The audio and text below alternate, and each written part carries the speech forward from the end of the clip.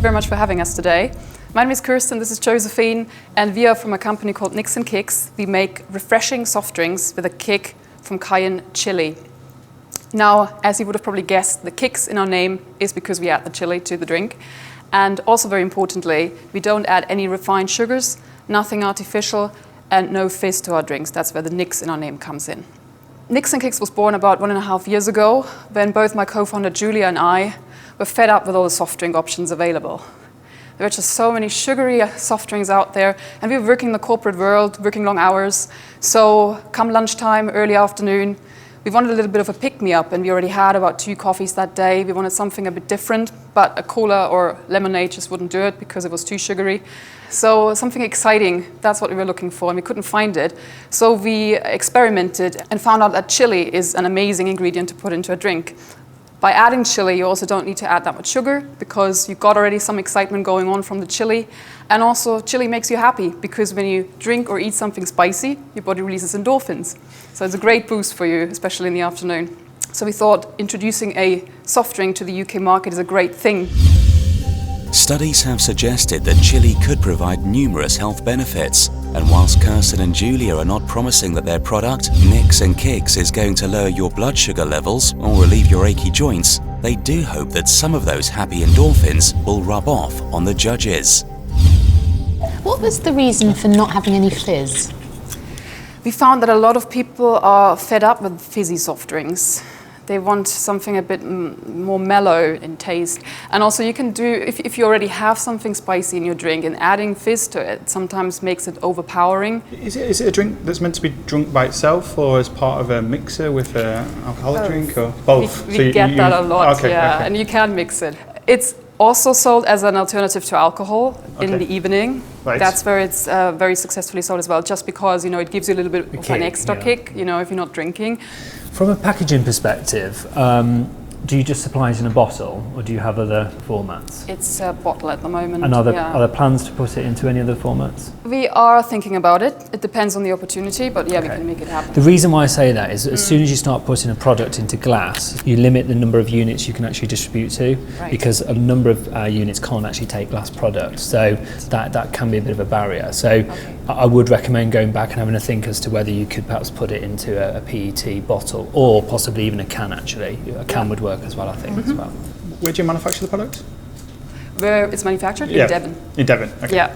What does success for you look like at Compass? So if this was successful, what would it look like? All the canteens. I used to work for a big financial institution, and that canteen was actually run by Campus, and it was always my dream. The day when I quit the job, I thought, wow, wouldn't that be amazing if my product would be sold in the canteen there?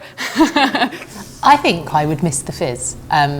Do you have any plans to introduce a fizz range? It is a plan. It's a bit tricky because you have to, if you do a trial, it is a big trial, and you never quite know how much fizz you have to add. But we will experiment with that, and yes, it is a possibility. And I'm surprised you don't make more about it being manufactured in the UK, because there's a little bit at the bottom, but that seems like quite a big selling point. The new labels will say made in Devon. Okay, great. So. Yeah, and I can see why Helen wants a sort of a sparkling, option and alternative. But I actually think in the early days, you probably are better to focus on the still, establish the still in the market, and then bring in the sparkling as an add-on further down the line. So I would definitely stick with the still. And I think from an adult perspective, it does make it a little bit more sophisticated, I think, as well. Moving away from those sort of carbonated soft drinks that are already out there in the market. So.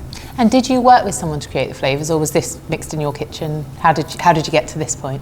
We initially made these in my kitchen, then we went out to markets, let people try the drinks, and trying to understand, is there an interest even in a drink like that? And we found there was a huge interest in the drink.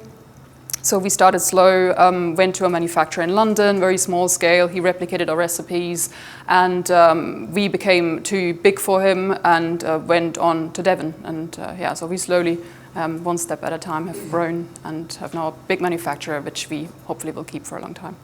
You've obviously got these 3 flavours here. What's your kind of roadmap for developing new ones and variants and things like that? There are a few ideas in the pipeline, probably more seasonal ones, like a summer one, summer special, winter special.